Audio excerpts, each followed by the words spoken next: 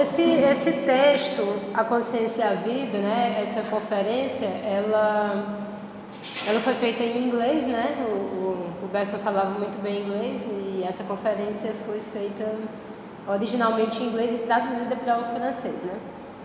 Mas tudo bem, isso é só uma informação básica. Então, de que trata essa conferência? O Bergson começa fazendo uma referência ao Huxley, que na verdade ele não vai aprofundar isso, é só um pretexto, porque a conferência era uma homenagem a ele, e ele vai falar que para um filósofo que é naturalista, existem determinadas questões que se impõem, né? Questões sobre a consciência, sobre a vida e sobre a relação entre a consciência e a vida. Então, ele vai tratar desse tema, que foi um tema tratado por esse filósofo, por esse pensador que está sendo homenageado por ocasião da conferência, e aí ele vai tentar destrinchar essa relação, tá certo? Mais uma vez, qual é essa relação? A relação entre a consciência, entre a vida e a relação entre ambos. Então ele começa a conferência falando o seguinte: existem determinadas questões que são fundamentais, que são inquietantes e que têm muito a ver com a filosofia, muito embora a gente não consiga abordá-las diretamente, justamente às vezes pelo excesso de rigor, às vezes pelo excesso de sistematicidade do pensamento filosófico. Essas questões seriam: de onde viemos, o que somos e para onde vamos. Parece aquelas perguntinhas ingênuas, né? Mas o Bergson é um grande filósofo e ele está colocando aqui como questões que são fulcrais dentro do pensamento filosófico. Só que ele vai dizer também que quando se busca resolver esses problemas, essas questões, a gente não tem muito como contar com os sistemas filosóficos. Ele está dizendo literalmente que os sistemas filosóficos deixaram muito a desejar ao tratar dessas questões. E aí ele inicia uma dupla crítica, né? Uma crítica à filosofia crítica e uma crítica à metafísica especulativa, tá certo? Como é essa crítica que ele faz, né, no começo dessa preleção, à filosofia crítica? Ele vai dizer que, ao invés de nós irmos diretamente a essas questões, que são questões fundamentais, que são questões que nos impelem até a filosofia, eu particularmente entrei na filosofia por causa dessas questões. Eu entrei na filosofia querendo entender realmente coisas assim existenciais, né? Justamente de onde viemos, o que somos e para onde vamos. Mas a filosofia crítica, ela vai dizer: antes de entrarmos nesse tipo de questão, vamos tentar entender o mecanismo de pensamento que nos leva a responder determinadas questões. Então você vai buscar todos os pressupostos do seu pensamento e o que acontece? Você corre um sério risco de se perder no exame crítico do entendimento, do pensamento, e você deixar de lado essas questões que são fundamentais. Não sei se deu para entender. Você pegar um tratado da filosofia moderna, a maioria deles você vai ver que versa sobre o entendimento humano. Por quê? Porque da filosofia antiga para a filosofia moderna, deixando de lado aqui a questão da filosofia medieval, você tem uma mudança de perspectiva que sai de uma formulação das questões acerca das coisas, acerca do ser, para se perguntar sobre a possibilidade de conhecer as coisas. Então você tira o foco do ser, você sai de um pensamento metafísico, né? Você sai de uma ontologia e você vai para uma metafísica da subjetividade. Você vai se questionar sobre as possibilidades de conhecimento, sobre o entendimento. Então, tratado sobre o entendimento humano, né? Então você vai ver todo esse tipo de problemática até chegar no Kant, né? Que faz meio que o ápice desse tipo de pensamento reflexivo, né? Que faz a crítica transcendental. Então o Bergson vai dizer o seguinte: Se o conhecimento que buscamos é realmente instrutivo, se ele deve dilatar o nosso pensamento, toda e qualquer análise prévia do mecanismo do pensamento poderia apenas mostrar-nos a impossibilidade de ir tão longe, visto que teríamos estudado nosso pensamento antes da dilatação que procuramos obter dele. O que é que a gente pode já adiantar do pensamento do Bergson a partir dessa frase dele?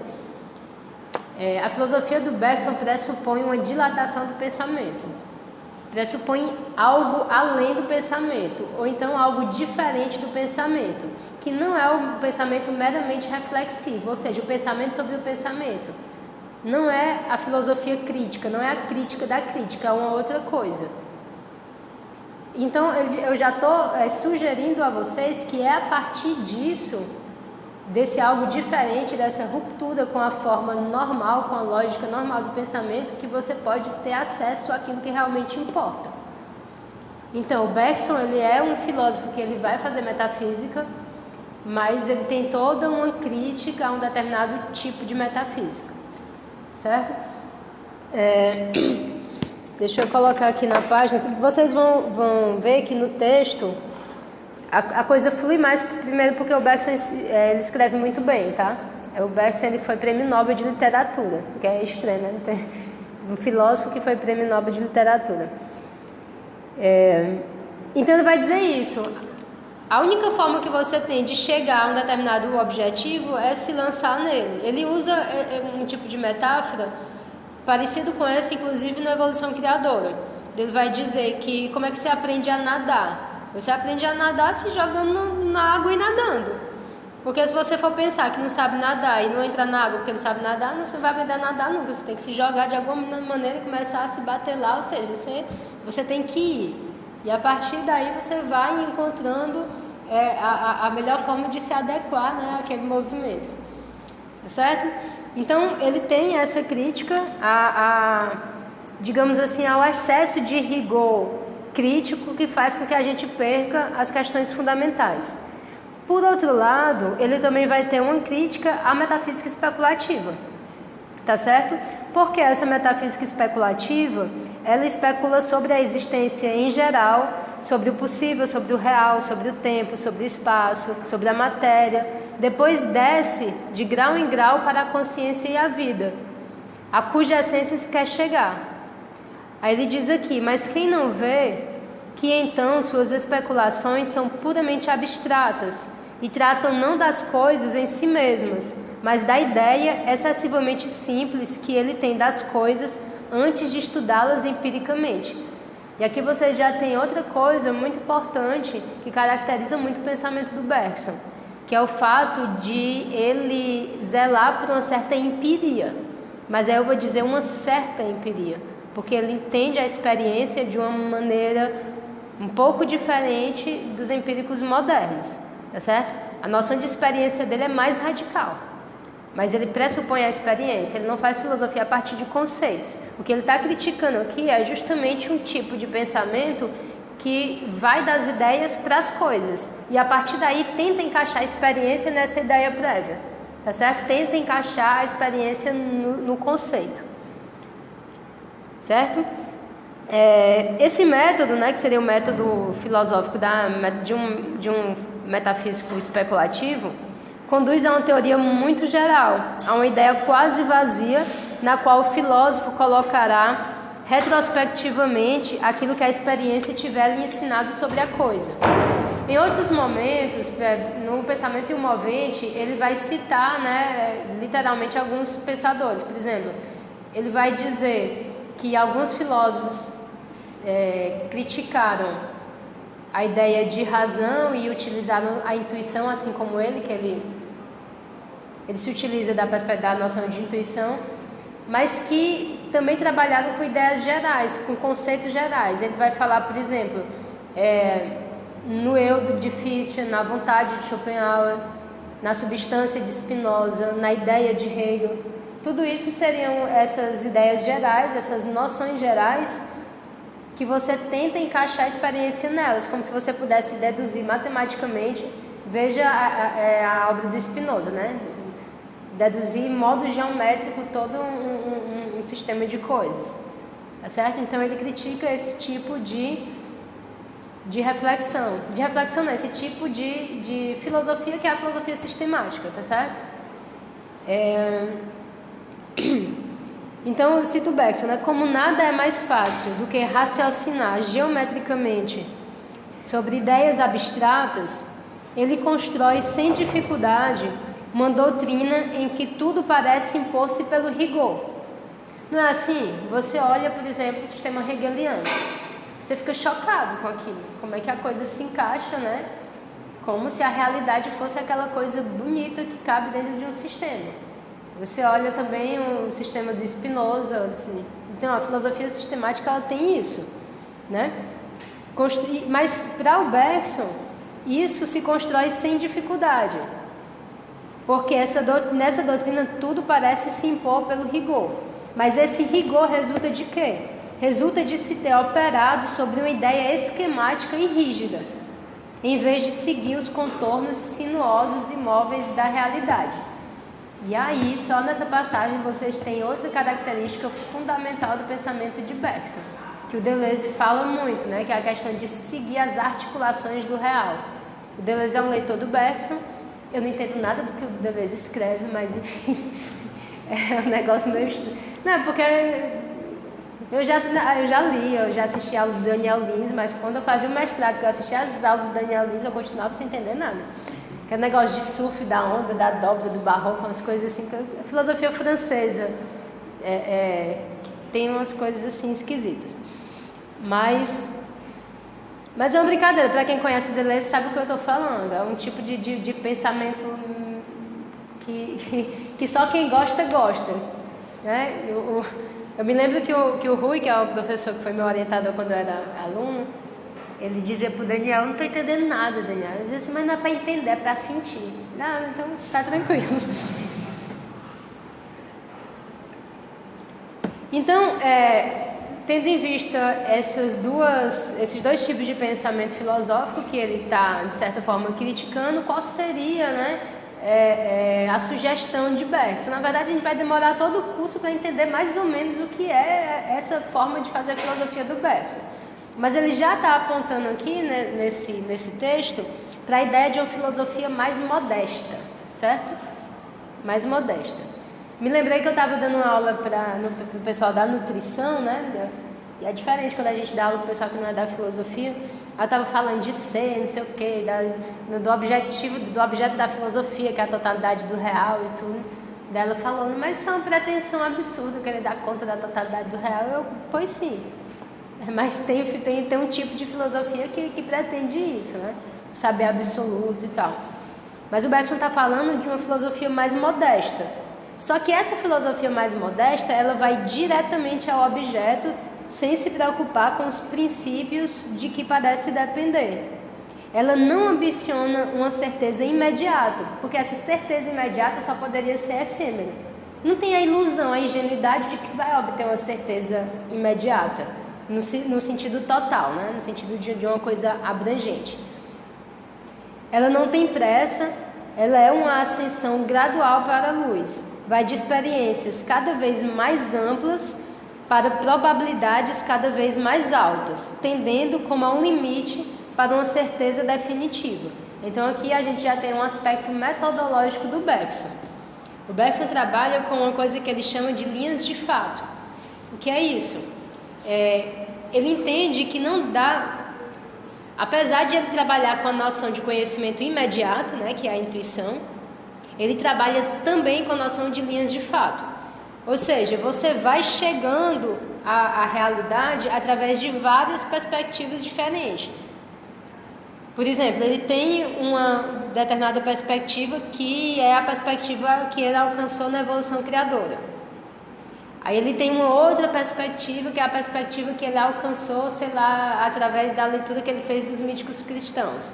Isso vai levando ele para uma determinada forma de ver o mundo que vai se aproximando da certeza. Estão entendendo o que eu estou dizendo? É você abordar as coisas de várias perspectivas, juntar várias linhas de fato, e isso vai te dar uma probabilidade cada vez maior de certeza que tende no limite para uma verdade, certo? Então é mais ou menos assim que ele trabalha.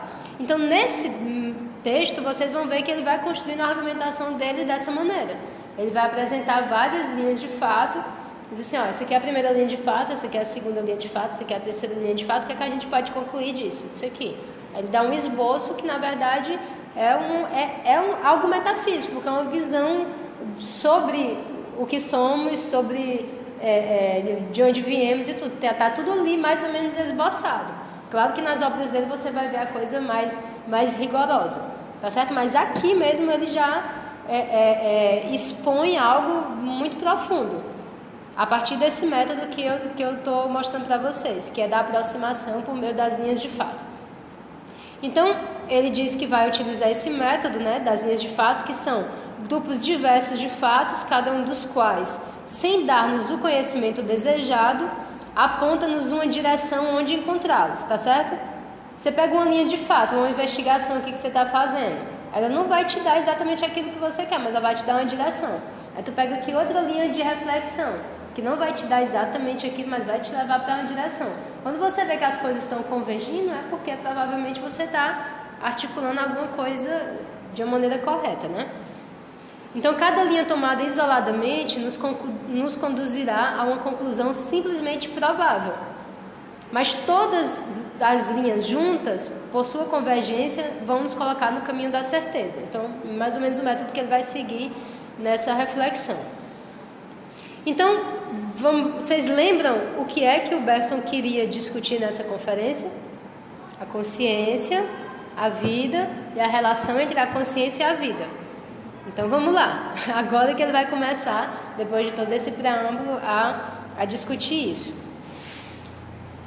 Quem diz espírito, diz antes de tudo consciência. Mas o que é consciência? Então vamos começar a reflexão. O que é consciência? Consciência é algo fundamental na filosofia do Bergson também.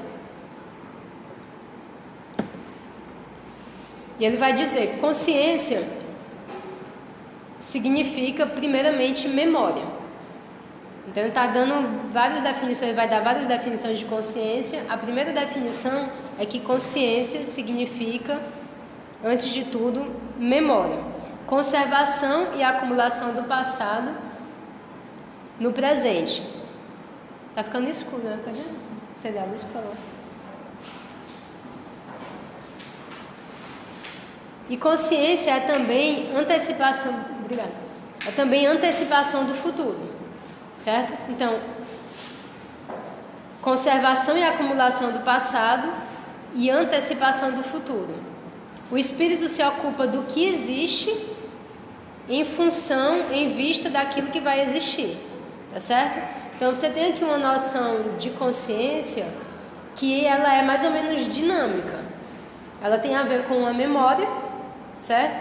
E ela tem a ver com uma tensão em relação ao futuro. Então ele está começando a definir isso. E qual a função da consciência? Reter o que já não é, tá certo? Diz que a consciência era também memória. Então ela retém o que já não é e antecipa o que ainda não é. Estão de acordo? Faz parte da consciência. Ele está dizendo que a consciência é a memória. Memória não é necessariamente antecipação do futuro, mas a memória é consciência, a consciência também é antecipação do futuro. Porque no Bergson, ele não trabalha muito com categorias, assim. Embora ele fale em memória, tem que entender que se trata sempre do espírito e da tensão do espírito, da forma como o espírito se coloca. A memória é espírito. A antecipação do futuro também é espírito. Então, é o espírito que se coloca dessa maneira. A consciência é isso, certo? Não existe a memória. Não sei se você está dizendo o que eu estou falando, assim.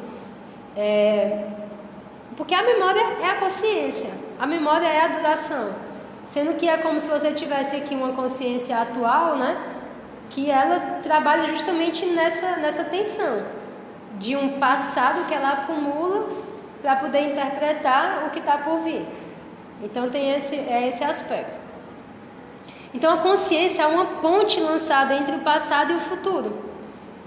E aí você já pode se perguntar, tá aí o presente? Pois é. Para o Bergson, o presente é uma coisa muito tênue. Porque é um pouco parecido com o Santo Agostinho, né? É uma coisa meio fugidia. O presente, o tempo, tá certo? Então a consciência é uma ponte lançada entre o passado e o futuro. Mas para que serve essa ponte?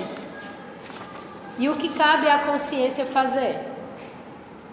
Então até aí a gente já chegou a algumas definições, né? Então uma relação entre espírito e consciência, entre consciência e memória, entre consciência, memória e futuro, né? E antecipação do futuro. E agora a gente viu que essa função da consciência de acumular o passado e de tender para o futuro, ela precisa se explicar de alguma forma, certo? Então o que cabe à consciência fazer? Por que a consciência é isso? Basicamente essa pergunta que está sendo feita agora. Por que a consciência acumula passado e se tensiona para o futuro? Só que para responder essa questão, a gente precisa fazer uma outra questão, certo? Para a gente perguntar o que é que a consciência é chamada a fazer, para que serve a consciência, a gente vai perguntar primeiro quais são os seres conscientes. Beleza?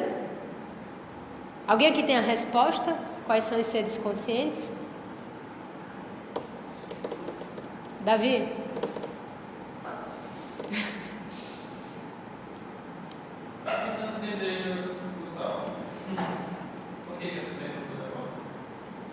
Entender o salto.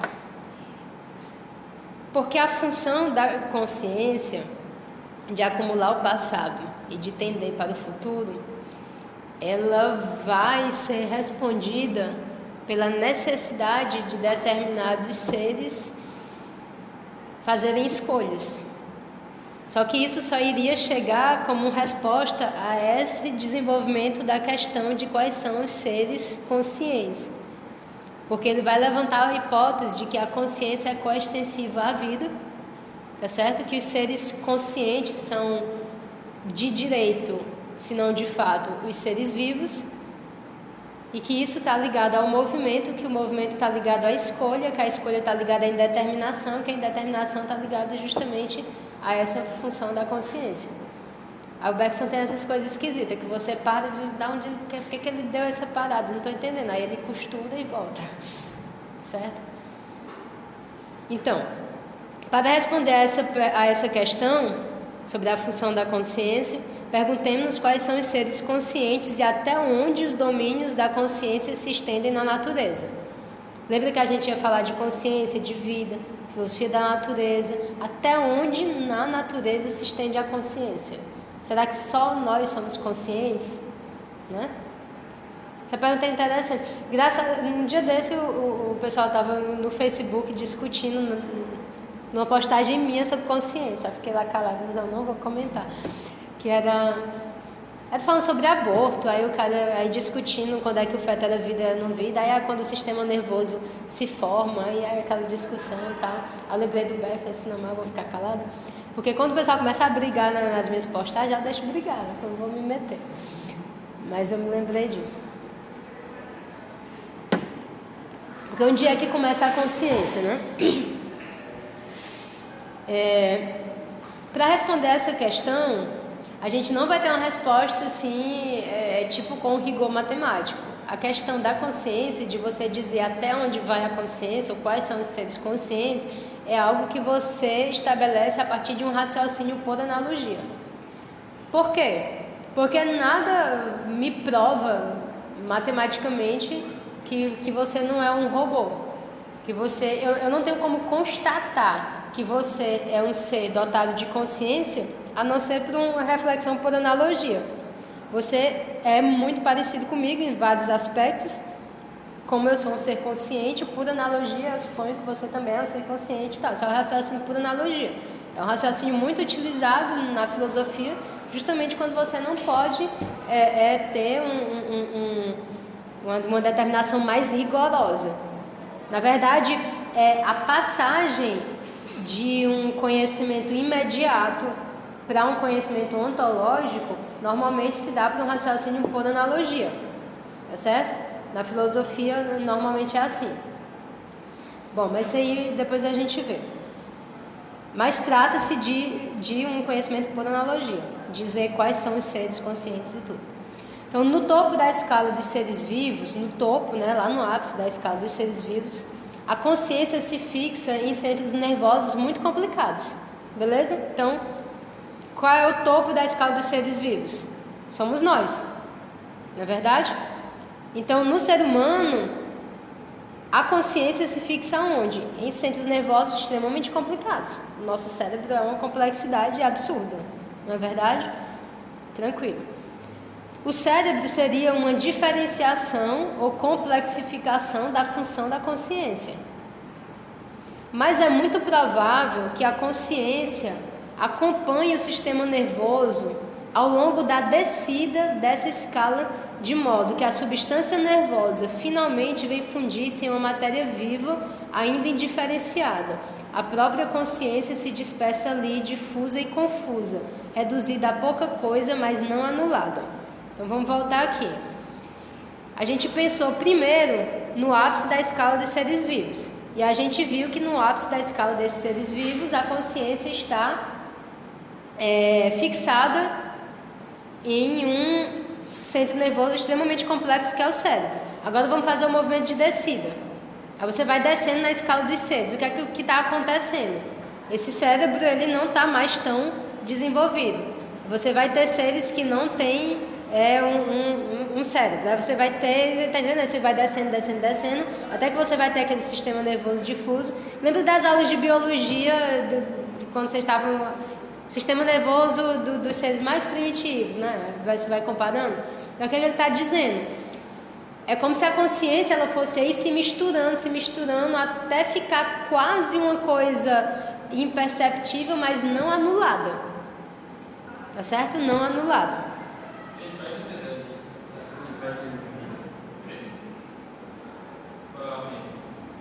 Como? Porque como está falando, dá a entender que é como se essa coisa, à medida que fosse essa grade hierárquica, ela fosse diminuindo. Sim, a consciência vai diminuindo, mas ela não há por que acreditar que ela foi anulada, certo? A rigor, portanto, tudo que é vivo poderia ser consciente. Se acostumar com a forma de narrativa de discurso do Bergson, né? Ele usa muito provável, ele usa muito se, ele usa muito justamente por causa do método dele. Ele vai se aproximando do problema, ele vai se aproximando da questão, tá certo? Então, a rigor, tudo que é vivo poderia ser consciente. Em princípio, a consciência é coextensiva à vida. Ele está dizendo que a consciência é coextensiva à vida? Não, ele está dizendo que em princípio sim. Para entender o raciocínio, né? Aí ele pergunta, mas realmente o é? Nunca lhe acontece adormecer ou desfalecer? É provável, e aqui está uma segunda linha de fato que nos encaminhará para essa conclusão. Então, assim, de direito, a consciência é coextensiva à vida. Quando eu digo de direito, significa dizer que nada impede que seja. Tá certo? Mas a gente vai averiguar se de fato é. A gente vai ver que em determinados seres, essa consciência que de direito existe, ela adormece, ela desfalece, ela meio que enfim, ela não se anula completamente, mas ela meio que se, sei lá, se fecha ali em si mesma. Mas é interessante esse movimento, porque desde essa primeira aula, vocês já estão vendo que a reflexão do Bergson, ela é de cima para baixo. O que é que eu quero dizer com isso? O Bergson não pensa a partir dos elementos, digamos assim, mais simples para o mais complexo, é o contrário. Ele pensa no real, ele se lança no real, ele se lança na duração para dar conta de determinados aspectos menos complexos da realidade, tá certo? Por que ele faz isso? Porque a perspectiva dele não é materialista. Por que eu estou dizendo isso? Porque a perspectiva materialista, ela tende justamente a explicar os fatos a partir da redução. A perspectiva materialista, ela é reducionista. Por que eu estou dizendo isso? Como é que o materialista explica a vida? A partir do aspecto material. Como se aquilo pudesse ser reduzido a determinados movimentos moleculares, né? Como é que o materialista explica a consciência? A partir da matéria. A partir dos movimentos da matéria, dos átomos, não sei o quê. Como é que o materialista explica? Entendendo? Então ele sempre parte, o materialista vai partir desses elementos mais simples e tentar entender a consciência. O Bergson, ele parte da consciência, ele parte da duração, ele parte do real. Tá certo? E aí, isso é o movimento de intuição para o Bergson. Intuição é pensar em duração, é você se colocar lá. E a partir daí você descer o pensamento e tentar ver as articulações do real, né? Mas então vamos voltar aqui. Então o cérebro, então vamos tentar entender esse raciocínio, tá? O cérebro, ele é um órgão de escolha. É um comutador que permite que a corrente recebida de um ponto do organismo seja lançada na direção de um aparelho de movimento designado livremente. Onde já não existem elementos nervosos distintos, automatismo e escolha fundem-se. A reação simplifica-se o bastante para parecer quase mecânica. Entretanto, ainda hesita e tateia como se fosse voluntária. Então, se eu estiver com meu joelhinho aqui, aí alguém bater um martelo, meu joelho vai fazer assim, né? Isso aqui é um ato involuntário, né? Mecânico. Eu preciso do cérebro para isso? Não. Vai na medula, volta, enfim, sei lá. Existem determinados movimentos, determinadas respostas a determinados estímulos que não pressupõem uma espera, que não pressupõem algo diferente. Vocês estão entendendo que do sistema medular para o sistema cerebral tem alguma coisa diferente? E esse algo diferente é justamente a possibilidade de escolha. Tá certo? O sistema é colocado em um determinado nível de funcionamento e de tensão que você pode responder de determinadas maneiras, de várias maneiras. Então você tem aqui um aspecto que está ligado à consciência, que está ligado à escolha. Então vê como as coisas estão ligando aqui. A noção de duração, a noção de espera. Você espera porque você pode escolher. Essa escolha, ela significa algo. Tá certo? Então, de alto a baixo da vida animal, vemos exercer-se, embora de forma cada vez mais vaga, à medida que vamos descendo, a faculdade de escolher. Isto é, de responder a determinada excitação com movimentos menos ou mais imprevistos. Então, vamos interpretar de outra maneira isso que a gente estava falando da escala dos seres. Um ser dotado de cérebro, ele tem muito mais possibilidade de escolha, não é verdade? Um ser dotado de inteligência, ele tem muito mais possibilidade de escolha do que um ser meramente instintivo. Você tem mais escolha do que o seu cachorro, não é verdade? Tá certo? Não estou dizendo que o cachorro não tem cérebro, mas que nessa escala, né? Nessa escala evolutiva, parece que essa complexidade maior do sistema cerebral está ligado justamente a uma possibilidade de escolha ou, para deixar a linguagem mais bergsoniana ainda, em uma possibilidade de indeterminação ou de inserção de liberdade na matéria. Isso vai ser o ponto principal, né? Então, a partir dessa argumentação, a gente pode complementar a conclusão anterior sobre a consciência, né? Sobre aquela função que a gente se questionou. Por que a consciência retém o passado e antecipa o futuro? Agora a gente pode responder isso porque ela é chamada a escolher. Por que a consciência acumula o passado e antecipa o futuro? Porque ela tem uma função de escolha. Ela é chamada a escolher. E para escolher é preciso prever. E é preciso lembrar. Quando você vai fazer uma escolha, o que é que você faz? Você lembra de algo, você prevê algo, não é isso? Não é a sua consciência que faz isso? Certo? Essa conclusão, ao completar-se, fornece uma resposta para a pergunta que acabamos de fazer. Todos os seres vivos são seres conscientes? Ou a consciência abrange apenas uma parte dos domínios da vida? Todos os seres são seres conscientes, ou a consciência abrange apenas uma parte dos domínios da vida? Alguém já tem alguma resposta?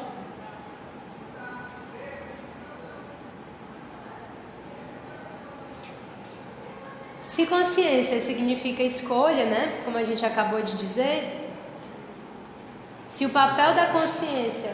E memória, né? Sim, escolha e memória. A escolha pressupõe a memória e a capacidade de antecipação do futuro. A memória, né, é doar razoavelmente, né?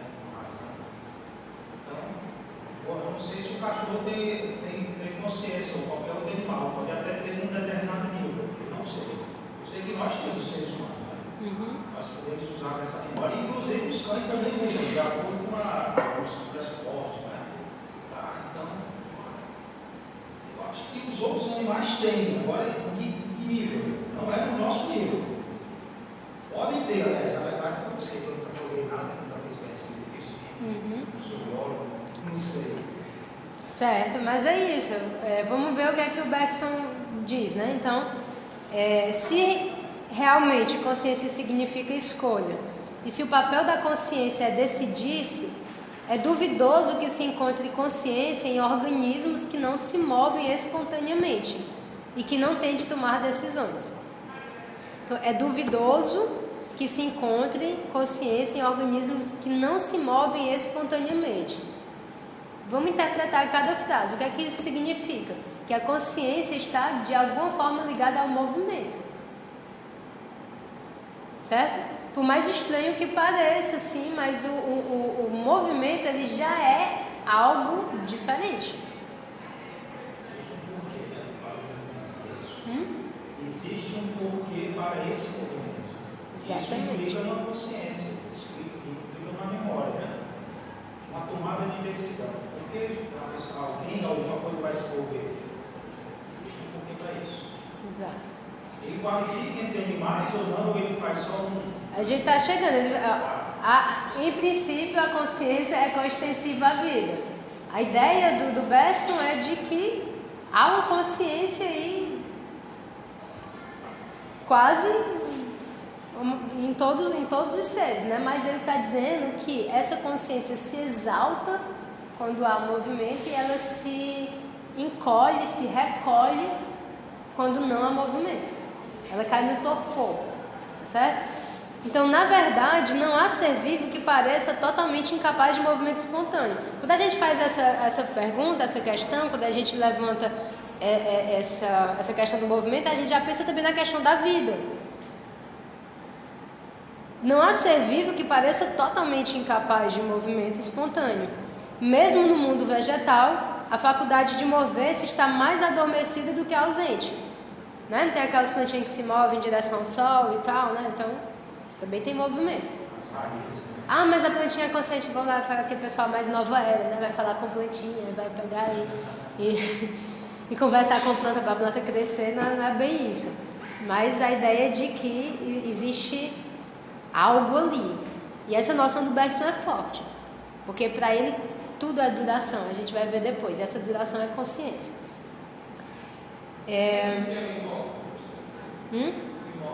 Porque parece ser que a mobilidade parece ser algo visível. Da visão por exemplo, eu penso no Spinoza lá, por exemplo. Spinoza diz uma pedra tecnicamente, né? Mas para Bergson já vejo que está começando a ter esse aspecto dele. Mas não tem como uma pedra realmente pode ser pela estática, interpretando os olhos?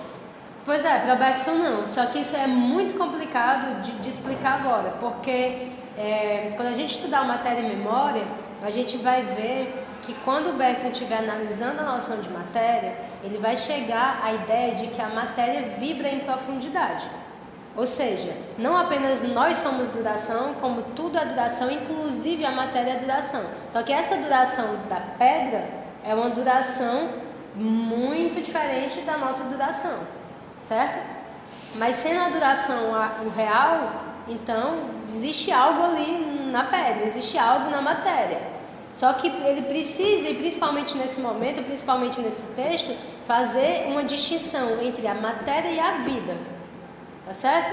Justamente para romper, talvez, com a perspectiva materialista. A vida ela não se explica a partir de pressupostos materiais. Por quê? Porque justamente no movimento se insere algo diferente, se insere uma indeterminação. Por mais simples que seja o movimento, por mais simples que seja a resposta a um determinado estímulo, ela insere algo no mundo, ela insere algo no universo material, tá certo? Então essa diferença, ela é fundamental. O Bergson é um filósofo da diferença, é uma coisa que o Deleuze fixa muito. Então é diferente, a duração da matéria e a duração da consciência é diferente. Mas ele não entende a matéria como a matéria cartesiana, é uma noção até mais original de matéria. Você permite fazer só assim, eu rapidamente aqui. Pode. Fez correto, né? Eu fui aí rasgando, foi super. Assim, eu assisti um documentário, isso é coisa bem rápida, que era um cara que estuda matéria, mas matéria é rocha, pedra, tá no Netflix, inclusive. Então ele estuda desde o processo da explosão, até a formação de rochas, etc. E olha para a Terra, especificamente. Esse é o trabalho geral da pessoa. Aí a pergunta fundamental era assim: como é que de rochas nascem seres conscientes? Quer dizer, ele não fez essa pergunta. Mas não nasce de seres conscientes. Os seres conscientes não nascem de rocha, tá? Certo. Mas Ele não fez essa pergunta. Porém, ao longo do processo, ele vai dizendo como aquelas formações que a gente viu no segundo grau, tal, tinha rocha, tinha pressão, tinha temperatura, etc. E daí nasceram os aminoácidos. E daí dos aminoácidos veio a vida. E da vida estamos nós aqui. Tá? Então, assim, e aí a grande questão que ele coloca é se ele vai dentro do aspecto dele, não tem nada filosófico ali, torna-se filosófico. É que ele diz que ao longo desse processo todo, você está dizendo dessa determinação, é que esses seres que foram sendo construídos, esses aminoácidos, átomos, moléculas, etc., foram modificando o material primeiro, que era a rocha. A rocha que estava lá, não ficou a rocha, aquela rocha específica, ela foi sendo modificada por todas essas circunstâncias. E, obviamente, quando apareceu o gás carbônico, a gente foi modificando tudo, enfim, por esse processo. Não sei se. Eu acho que tem muito a ver com essas questões aí, embora não tenha centralmente a ver. Não, tem a ver. Tem a ver, ver, assim, mas o que a gente vai perceber é que, assim, o Bergson era um pensador apenas, ele tinha alguma formação científica? Ele tinha muita formação científica, é um dos filósofos que mais se ateve ao conhecimento científico da sua época, só que ele tem uma visão muito lúcida em relação ao cientificismo.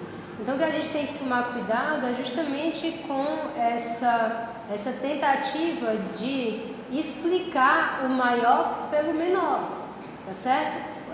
O que eu quero que vocês percebam, inclusive nessa aula, com o final dessa aula, é justamente essa visão do Bergson, de dizer que a matéria ela é moldada pelo espírito, a matéria ela é moldada pela consciência. Então, assim, a consciência, é porque a gente tem que fazer a coisa gradativa. A consciência no homem, ela está em um cérebro extremamente complexo. Mas não foi esse cérebro extremamente complexo que deu origem à consciência.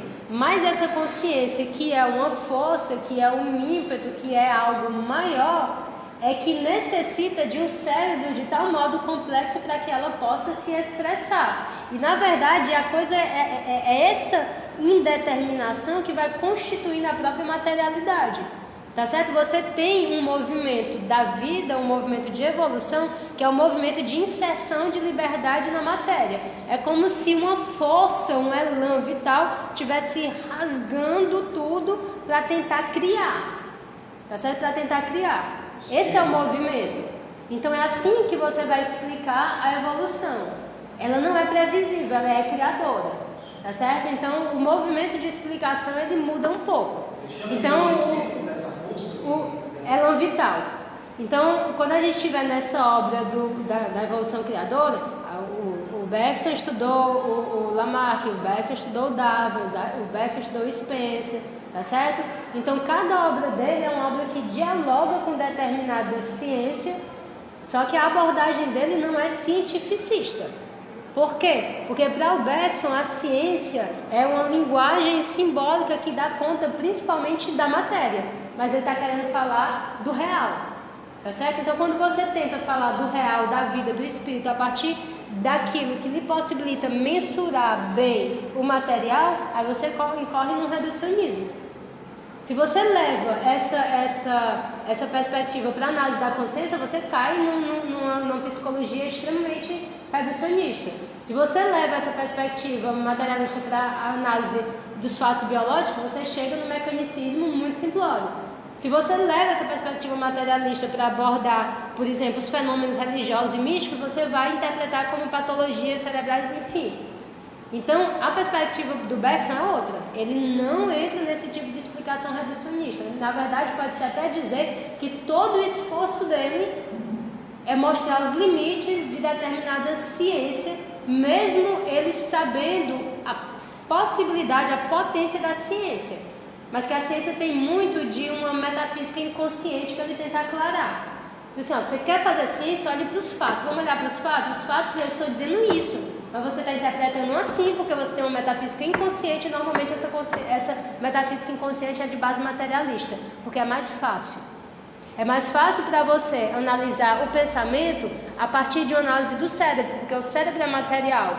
O cérebro você pode medir, o cérebro você pode mensurar, você pode cortar, tá certo? Então é mais fácil.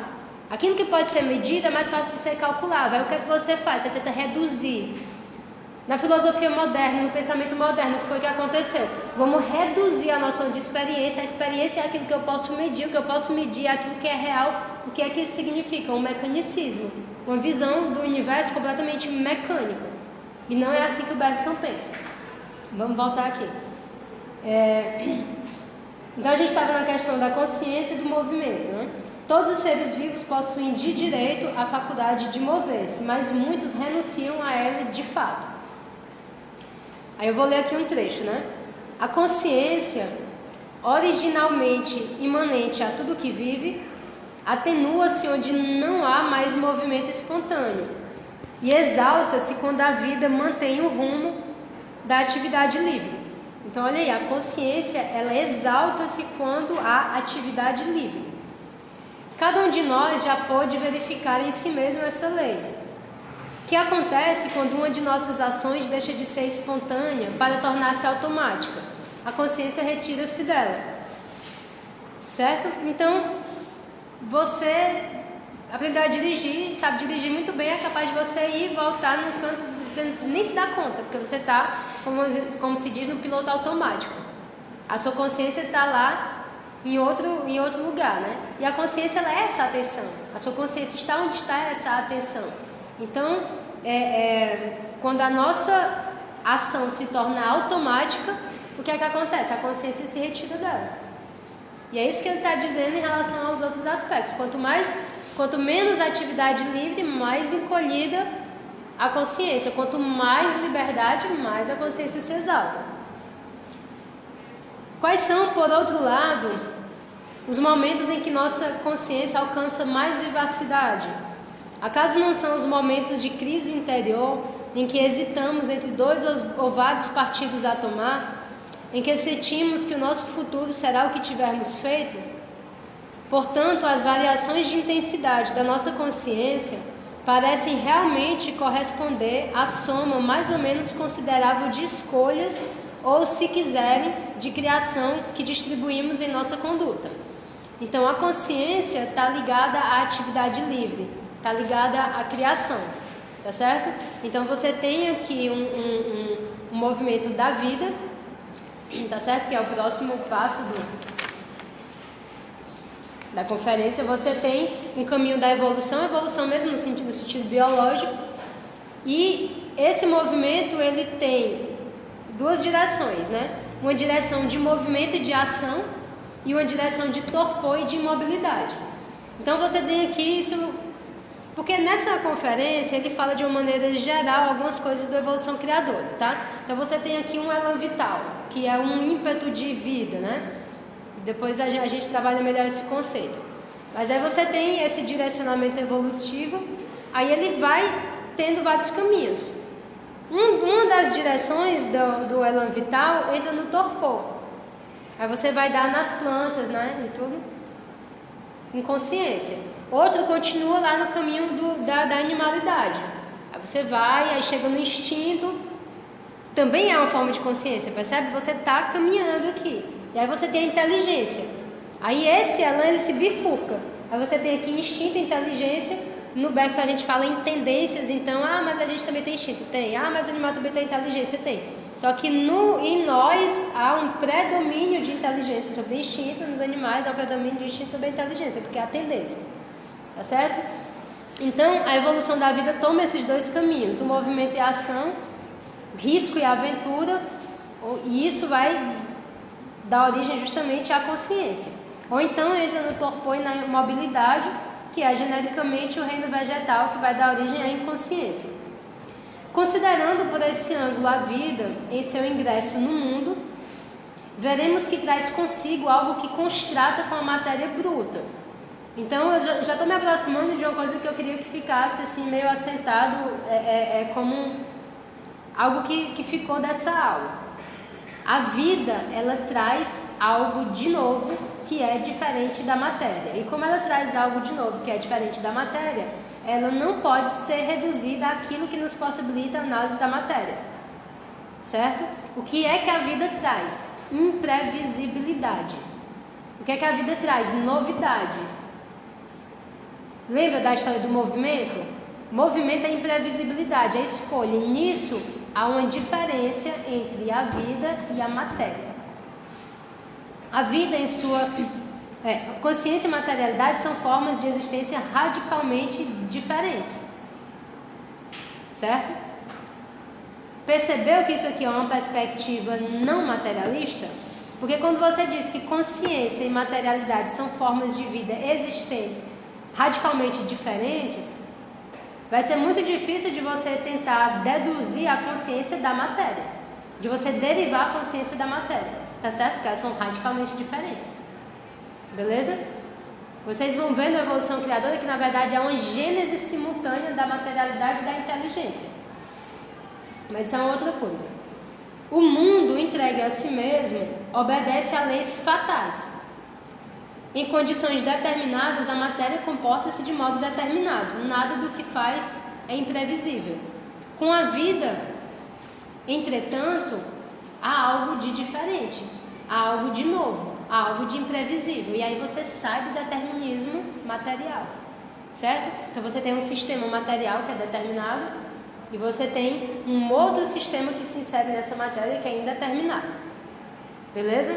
Aí eu vou ler aqui uma passagem da conferência que vocês vão ler em casa, que fala justamente sobre isso, sobre essa diferença, né, da matéria, sobre isso que caracteriza a matéria, que é muito importante para a gente entender o pensamento do Bergson. Página 12. Então, o mundo entregue a si mesmo obedece a leis fatais. Em condições determinadas, a matéria comporta-se de modo determinado. Nada que faz é imprevisível. Se nossa ciência fosse completa e nosso poder de cálculo fosse infinito, saberíamos antecipadamente tudo o que acontecerá no universo material inorganizado, em sua massa e em seus elementos, assim como prevemos um eclipse do Sol ou da Lua. Em resumo, a matéria é inércia, geometria, necessidade. Mas com a vida aparece o movimento imprevisível e livre. O ser vivo escolhe ou tende a escolher. Seu papel é criar. No mundo onde todo o restante é determinado, tem ao seu redor uma zona de indeterminação. Como para criar o futuro é preciso preparar algo dele no presente, como a preparação do que será só pode ser feita utilizando o que foi, a vida empenha-se desde o início em conservar o passado e antecipar o futuro, numa duração em que passado, presente e futuro se encavalam e formam uma continuidade indivisa. Essa memória e essa antecipação são, como já vimos, a própria consciência. E é por isso que, de direito e não de fato, a consciência é coextensiva à vida. Então, com essa citaçãozinha aqui, vocês estão dentro do pensamento do Bergson. Por quê? Porque ele está falando aqui de uma noção que é a noção central do pensamento dele, duração. O que é duração? É consciência. O que é consciência? É memória do passado, tensão para o futuro. É algo que possibilita a novidade. É algo que possibilita a criação. É algo que possibilita a liberdade. Da onde é que poderia surgir a novidade em um mundo que é material e determinado? Só pode surgir da duração. Estão entendendo? Então, só para a gente concluir, vocês entenderem isso aqui. Você tem um mundo material onde você tem uma ação e uma reação.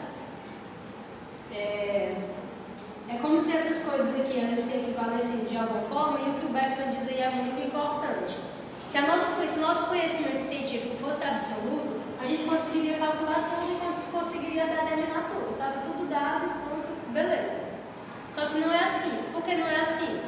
Porque num simples ser vivo, pensa numa ameba.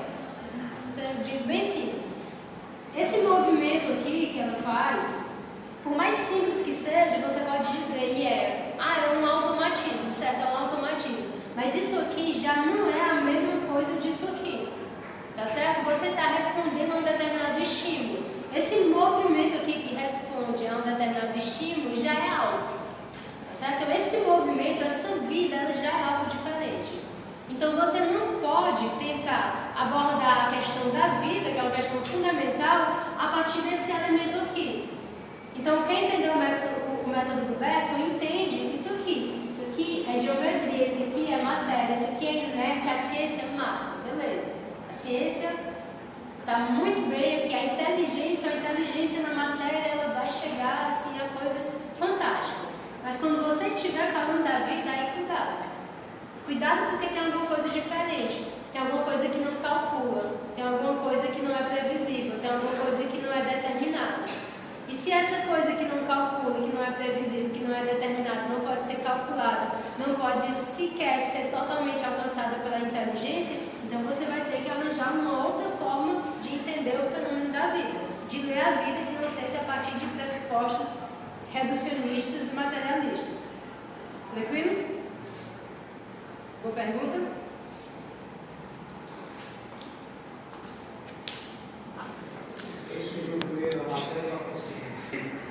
Diga mais expressamente o que ele tem de experiência.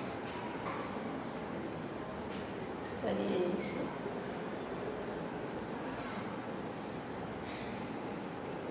Os dados imediatos, eu acho. Assim, num texto específico não tem, Luiz, não tem. É uma coisa que você tem que você vai se familiarizando, você vai entendendo, né?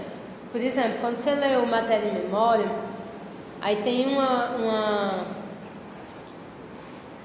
passagem clássica que ele diz assim, né? Que é preciso encontrar a experiência no momento anterior àquele que ela se torna humana.